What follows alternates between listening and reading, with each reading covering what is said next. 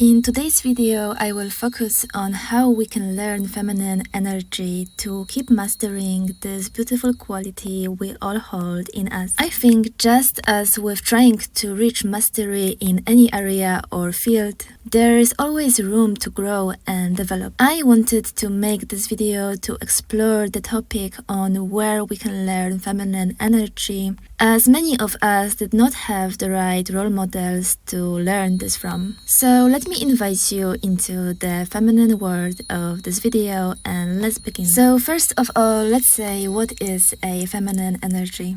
Pleasure and luxury lies in the center of the feminine energy. Unlike masculine energy, that is the hard, structure-setting, linear, rational, accountable, direction, and time-keeping one, the masculine one is the competing, getting ahead, and figuring things out. The feminine energy is the creative and movable energy. It is the soft, warm, non-linear, nurturing, playful, emotionally intuitive, and flowing.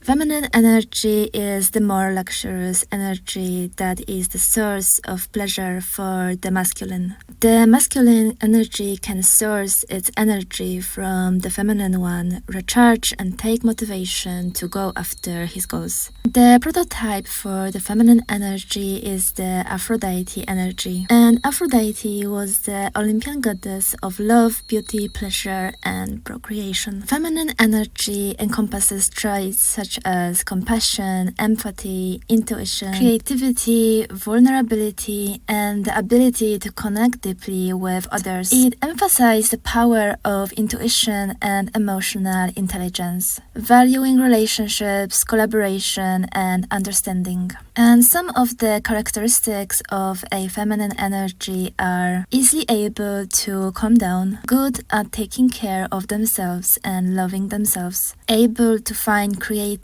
inspiration, able to empathize, able to make judgments outside the realm of rationality, prioritizing feelings and having good communication skills. And so now, as we said, what is a feminine energy? Let's see how we can learn this beautiful energy in our lives. Point number one is feminine energy is in you, covered. And I think this is a very important thing to know. I think that every and even the most masculine leaning woman has her feminine energy in her, but it is hidden. And this usually happens when we, at one point in our childhood, we were conditioned out of it. And it can be due to some trauma, some painful, difficult events, or having people in our lives who conditioned us out of this energy. The point is that your feminine energy is there and you can work to uncover it. I see it as having a beautiful clean well or pond hidden by some trash. The trash is all of the society conditioning, parental mistakes, trauma, difficult life events. And for me, it was many things. My teacher back then was making fun of the feminine side of me when I was 7 years old. And I still remember her mocking certain things, and it had a huge effect on me.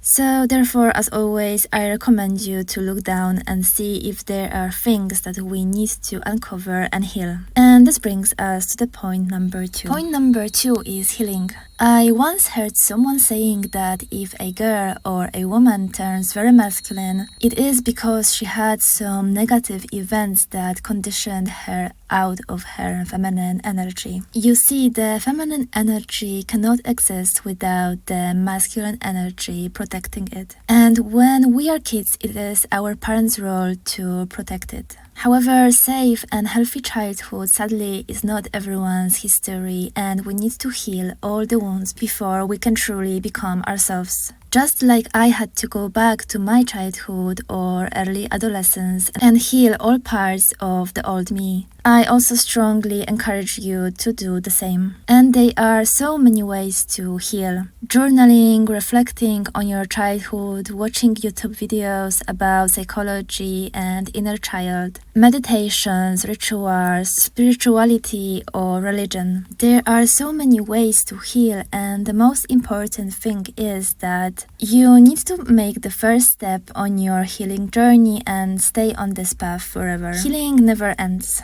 And I think that healing is in fact the most important thing to unlock any blocks in you or any limiting beliefs, anxiety or sadness. So ladies, let's not stay buried under the events of our past and let's heal, and while we heal, let's try to look for that buried feminine energy, that pure little baby girl energy in you. Point number 3 is feminine embodiment. I truly believe that after healing your feminine energy, the best way to learn it is to watch other women embodied in it. And this is how I started. 4 years ago, when I went on my own healing and reinvention journey, I would choose certain actresses and movie characters. I would watch and analyze those characters and try to embody their particular energy. For example, a confident boss type of woman. You watch her in a movie or series and then you try to think of how would she behave in this situation. And I think it is very good to discover different characters, notice their particular type of feminine energy and then choose the one that resonates with you. And in fact, my own YouTube channel is based on that. And I know it benefits me a lot learning how different women carry their feminine energy. We can try to steal their flavor. Learning Monica Bellucci's embodiment of sensuality or the boss lady type of energy from Basic Instinct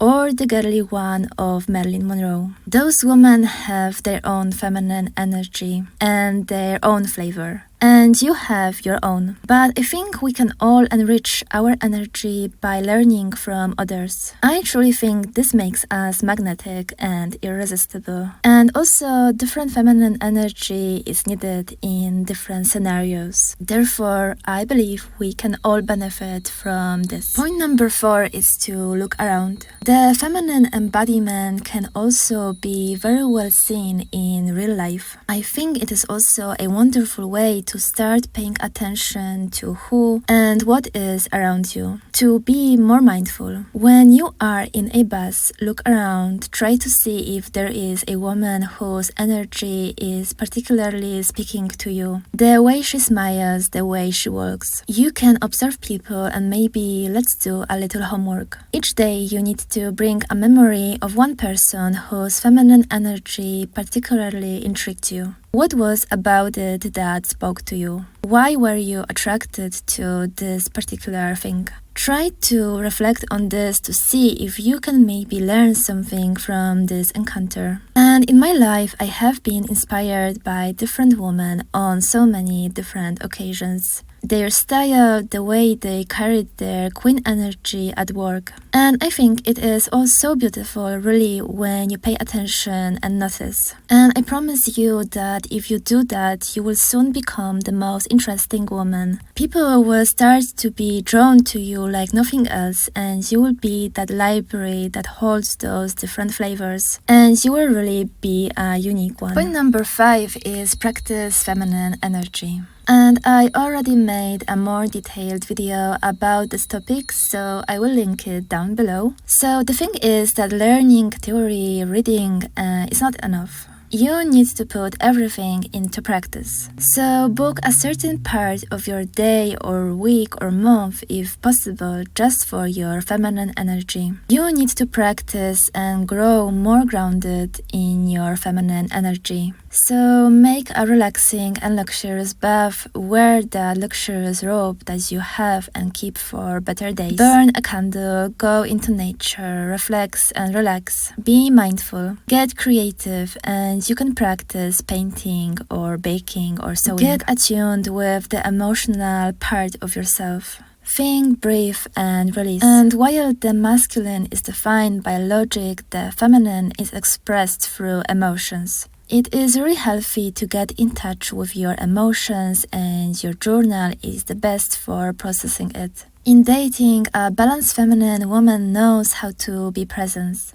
She enjoys the moment while listening carefully to the conversation for red flags. She discerns whether the person in front of her is aligned with her values and can easily move on if he is not a fit. She knows when to be vulnerable and when to remain silent. Feminine energy is about creating invitations. It is being open to receiving, open to conversations, and open to learning more. And while setting boundaries comes from our masculine energy, the feminine energy is comfortable upholding those boundaries and allowing relationships to flow from that structure. Feminine energy is about trusting the process and falling in love with it. It's understanding that there are gifts in the present. And it is knowing that you are constantly being brought closer to your ideal life. You just trust that you are valuable, you are worthy, and everything always works out for your good. So practice being in your feminine energy and make space in your life to be the feminine woman that you always wanted to be. Point number 6 is to surround yourself with beauty. And I have made many videos about this topic and I will link them down below. So feminine energy is the one thriving in beauty, peace, and luxury. The moment I started prioritizing beauty in my environment, my feminine energy began to thrive. You can easily achieve it by adding fresh flowers to your bedroom, taking care of your environment so it's clean and according to your beauty standards. Beautify yourself and your space. Buy yourself that cute bed sheets that you would love, or choose the most beautiful sleep dress to sleep.